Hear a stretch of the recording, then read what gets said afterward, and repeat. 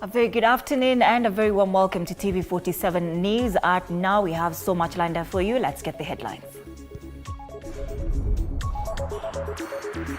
Principal Secretary of Technical and Vocational Education and Training, Moi, urged students to pursue technical courses to gain essential skills. What we require is for them to be well trained so that when they are out there in industry, they are fit for the work that they are supposed to be done. Residents of Tana River County say that the absence of civil registration offices in sub-counties is a major barrier to children obtaining birth certificates. Birth and death na ofisi ya DStv vile umeungana na mkono sisi na vile tumefanya na wao kazi. And the county government of Turkana has initiated a land demarcation exercise, creating the first spatial plan covering an area of 77,000 square kilometers to facilitate land ownership through title deeds. And as a county, we need a serious spatial plan.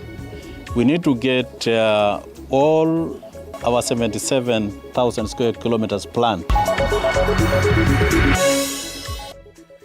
All right, welcome to this live broadcast. My name is Anne Odida. Let's get started. Technical and Vocational Education and Training Permanent Secretary Moi has called upon students to embrace technical courses to get necessary skills, saying industries are looking for special skill set. Speaking during the 9th graduation of KIPS Technical College, Moi said that there is need to industrialize the country and this will require practical contribution. She added that the government is working to ensure private institutions are accredited to train technical courses. More than 800 students graduated at the ceremony. Is for them to be well trained so that when they are out there in industry, they are fit for the work that they are supposed to be done. Whether you attained the grade to go to the university or not, the place to be now is TVET, because that is the place where you are going to get the skill. Because the world today is not about certificates, whether big or small.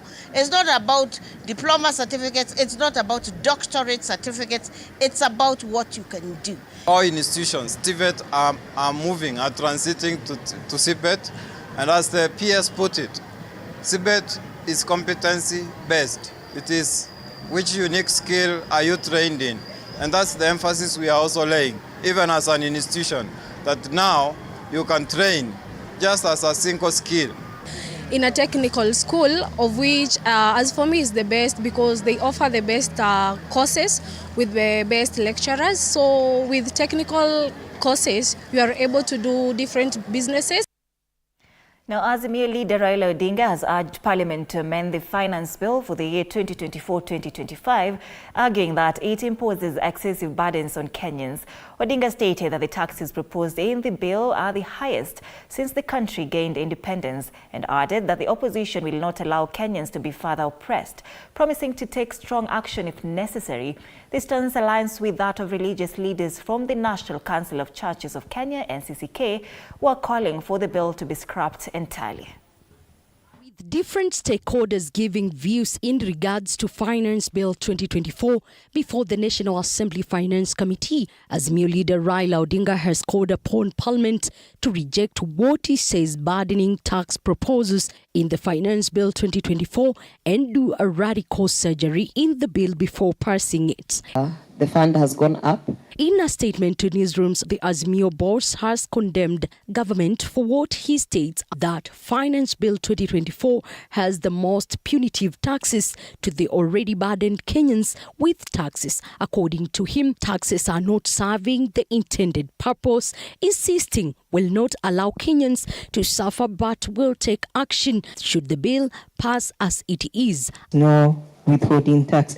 Earlier today, appearing before the National Assembly Finance and National Planning Committee, Safaricom warned that the cost of accessing mobile money transfer services, the Hustler Fund, Inua Jamii, Stipend, and Competence-Based Curriculum CBC, among other services, will rise significantly if MPs approve the Finance Bill 2024. Moving to a digital economy. Every transaction, including school fees, all other things, are now fiber optic and internet services going to the villages. That means if we want to make business better and even services better for Kenyans, we deploy technology that is friendly and that is able to collect more for the government and providing a service. Do not want our fellow citizens to be excluded, for example, from Hustler, which last year disbursed about 50 billion. We do not want our senior citizens to miss out in the Inua Jamii program, because if then we transfer 2,000 shillings to them, but every interaction of using the 2,000 becomes very costly to them, it means that the value that they previously derived from that give back will not really add value to them. The Treasury, through the Finance Bill 2024, is seeking to increase excise duty applicable to fees charged for money transfer services by cellular phone services providers or payment service providers from 15% to 20%, urging the Kuria Kimani-led committee to block the punitive proposals in the Finance Bill 2024. Having looked at the transactions where we were saying we have about 60 transactions every second, it then becomes a big challenge, because for postpay alone, which is 2 million invoices, we have struggled for about 18 months and we are not yet even there. So if we are going to look at transactions that are upwards of 210 million, I don't know whether that will be possible. Over 105 stakeholders have appeared before the committee, with more expected next week on Monday. Elizabeth Mutuko, TV47, Nairobi. Thank you, Liz. Now, the National Assembly Departmental Committee on Lands has suspended activities on a contentious piece of land bordering Moi University that has been at the center of a long-running dispute between the institution and Geria Estate squatters, pending investigations by the committee. The directive came after the squatters invited the committee chaired by North Mugirango MP Josh Nyamoko, which went on a fact-finding visit on the disputed land measuring 1,500 acres. The committee had earlier met officials from the ministry. We had an interaction with the Ministry of Lands. We also had an engagement with the administration on the ground. And I think now what is left is for us to go and retreat and try to put the report together so that we can know the actual position. Because in essence, why we came was just to fact find, to verify information which had been given to us. We've had also an opportunity to meet with the neighbors to this great institution, and we have also picked some information from them. So once we retreat, then we'll be able to do a proper report. We have also instructed the Vice Chancellor that all activities, farming activities within this area should stop immediately, to allow us time to conclude this case. Residents of Kialamoko in Mwingi Central Kitui County have expressed their frustrations having to walk for 15 kilometers to get internet connection. The locals have complained about lack of connectivity, which is paralyzing their businesses' activities, and they are sometimes forced to some extent climb trees in attempts to get connected. They're now calling upon their leaders to intervene and restore internet connectivity in the area. Huku kwetu Kialamoko tuko na shida mingi sana ya busa. Ndio ile busa tunatumia kutoka hapa ni kama kilomita 20. Huko Ngiloni ndio tunatumia busa kutoka Ngiloni. Kwa hivyo hapa tuko na shida mingi sana. Kama serikali inaweza kusikia kilio chetu, tunaweza tu tukachungulikiwa tukawekewa busa hapa at least. Hapa wakina mama wakitaka kujifungua huwa na shida sana. Inabidi mtu atembee kwa miguu atabuke mwingine ili apate usaidizi. Kwa hivyo tuko na shida sana. Shida yetu sana ni network. Ukiwa mgonjwa huwezi tana mpaka utembee kwa mtu mwenye ako na pikipiki anaweza kusaidia, umsaidiane, because huwezi pata mahali kuna network emergency. Shida yetu kubwa ni network. Sababu hapa hatuna network. Tukipata kama ni kitu kama tukipata kitu kinaweza tokea kibaya, lazima tuchukue bodaboda tukimbie polisi tukaelezea huko. Hatuna network ya kuongea mara moja, ama ni kuenda sehemu kidogo kwa mti kuelezea hii kitu. Hata hapo tunataka tunakuanga na mikutano mingi ya kujiandikisha kwa mambo ya vitu vya mitandao. Kikuja hapo inakosa kazi, mpaka tutoke nje tuende ukazi ama ngiluni tukajiandikisha huko. All right, the government has allocated the largest portion of the upcoming financial year's national budget to the education sector, with a substantial 27% of the budget designated for this area. National Assembly's Budget and Appropriations Committee Chairman Kiharu Mpindi Ndinyoro stated that this decision is justified, as it will enable the Teachers Service Commission to convert all 46,000 junior secondary interns to permanent and pensionable contracts. In an exclusive interview, Nyoro emphasized the government's commitment to providing employment opportunities for all interns across various sectors, including medical interns. We have allocated monies for confirmation of the JSS interns, and our intention as Parliament and the Budget and Appropriations Committee is TSC to consider confirming all the 46,000 at the permanent and pensionable terms. And we also commit that if the money is not enough for that exercise, there is start-off, and we commit that in the supplementary that will be coming, we can add in case there will be a deficit of the monies needed. Our also request is that they bring forward the date of confirmation from next year to this year, because we also need to look after the JSS interns. The second thing is that we have also allocated money for the health sector interns, and who have also been interning in various facilities, because we have been in consultation with the National Treasury and the Ministry of Health, and our intention is also for them to consider confirming those interns who are our brothers and sisters. The budget is 4.006 trillion Kenya shillings, and out of that, around 2.4 trillion is going into the expenditure of national government, and of that, around 750 is development for national government. The balance is going into recurrent. Then we'll be sending equitable share to our county of 400 billion Kenya shillings, and then the monies for what we call consolidated fund services is around 1.233 trillion Kenya shillings. Out of that money, 1.08 trillion will be going into payment of interest rate of our debts. And therefore, we have a lot of workload in terms of payments of interest rates of our financial obligations, but also we have also to take care of the expectations of the people of Kenya.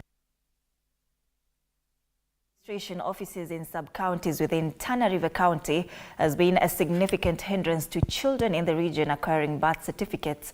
With offices limited to specific areas, parents are compelled to travel long distances to access registration. According to Abdi Nasir Mohammed from Haki na Sharia, a Garissa-based non-governmental organization, in response to the impact of children without birth certificates on school funding and enrollment, plans are underway to bring registration services closer to the community. Watu wengi sasa hivi wamekosea hope ya kupata birth certificate kwa ajili ya hizo mapeni ambayo zimeongezeka. Nataka kushukuru pia ofisi ya Birth and Death na ofisi ya DStv vile umeungana na mkono sisi, na vile tumefanya na wao kazi na tumesaidia wananchi vizuri sana. Pata hiyo cheti hapa, lazima usafiri mpaka Bura, wiki na gharamia zaidi ya 1,000 kwa yake, alafu kuna ile gharama pia ya kukaramia kwa ofisi ya kupata hizo stakabadhi.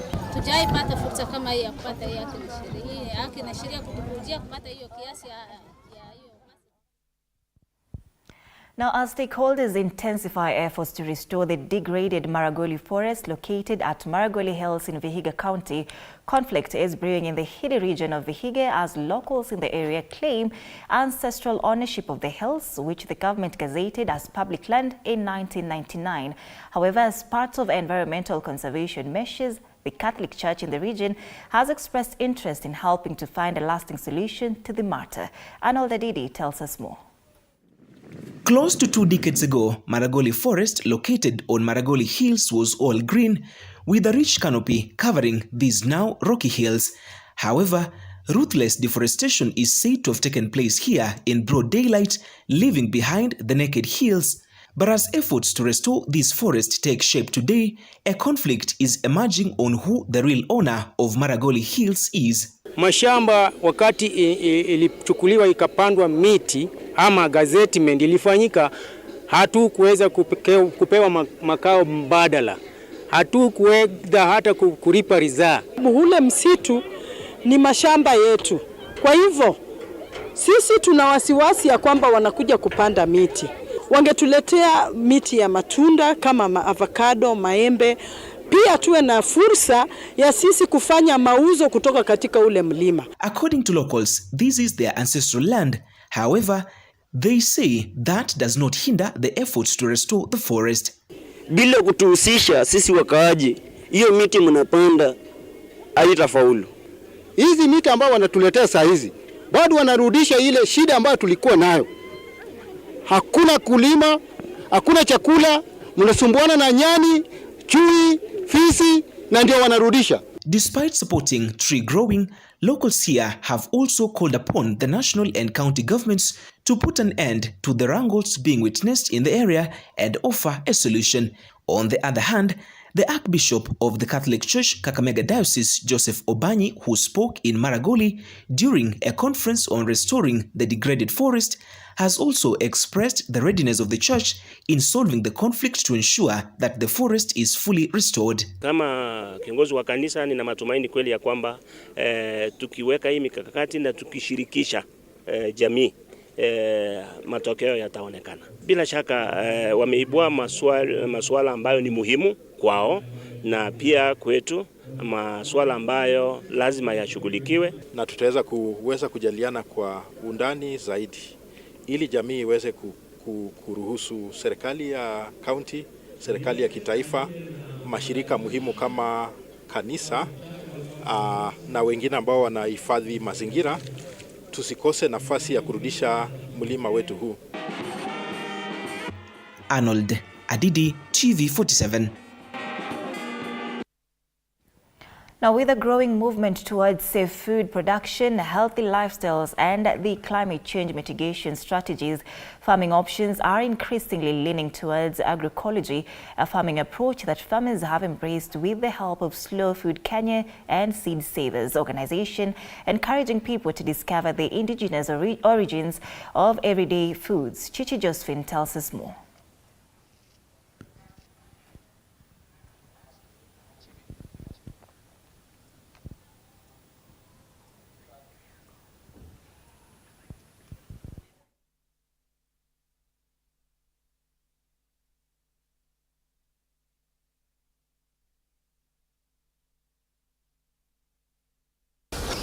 With the objective of empowering farming communities, Slow Food Kenya, together with Seed Savers organization, have been mobilizing farmers to inspire them to bring back indigenous knowledge on the seed saving and conservation of biodiversity, as well as embracing agroecology. Ningetaka kusema ya kwamba tumeendelea kupoteza chakula chetu cha kiasili kwa kasi sana. Ukiangalia chakula ambacho kilikuwa kinatumiwa na mababu zetu, saizi kukipata imekuwa ngumu sana. Sababu tunadanganywa kwamba modernity ni kupoteza chakula chetu cha kitamaduni, tuanze kula chakula cha kizungu. Lakini sisi kama Slow Food Kenya tukipenda kuhakikisha ya kwamba chakula chetu cha kitamaduni kinaendelea kutumiwa na jamii zetu. With the climate change effects being witnessed in the country, farmers have been encouraged to embrace organic agriculture that is designed to reduce dependence on external imports, hence mitigating the effects of climate change and ensure food security and food sovereignty. We have come here to showcase that you can produce indigenous food, feed the society, and then you also avoid the so many ill health menaces that are associated with the toxic food. Our policies are skewed in favor of conventional agriculture. That also means conventional seeds. But as an organization, what we are trying to do is to promote farmer-managed seed systems, ensuring that farmers have the right to produce, save, multiply, their own seeds. Organic foods have been found to be very beneficial to the body and help in the fight against diseases, as they have quality and more vitamins and mineral contents that strengthen the human immunity system. Chakula cha kienyeji kiko na manufaa mengi kwa mili yetu. Kama wana youth ama wanarika, tunahimiza wana youth wengine waungane na sisi. The county government of Nakuru has partnered with organizations such as Slow Food to promote food security by inspiring farmers to bring back indigenous knowledge on conservation of biodiversity. If you look at our foods, the traditional foods or the indigenous foods have been overtaken by the fast foods, so to say. People feel that eating chips and fried chicken is prestigious compared to eating our local and traditional foods. Chichi, Josephine, TV47.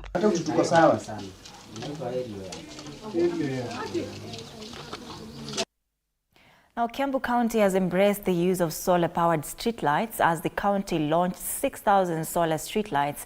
This has been seen as a positive move towards sustainability, as there will be minimal to zero maintenance cost and no monthly power bills. The county, with this initiative, plans to progressively extend to health facilities, water projects, as it aims to move towards cutting the high cost of power bills.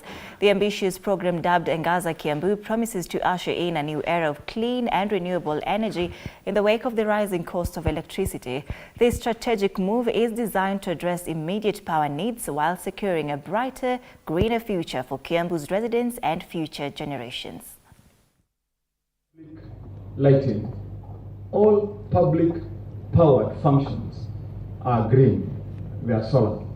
And so moving forward, as one of our leaders in the assembly has proposed, we will be requiring, and we have already set the pace and the right steps by communicating with Kenya Power, that when there are requests, applications, and other agencies for installation of public lighting, we will be glad if they oblige that they either donate, give, or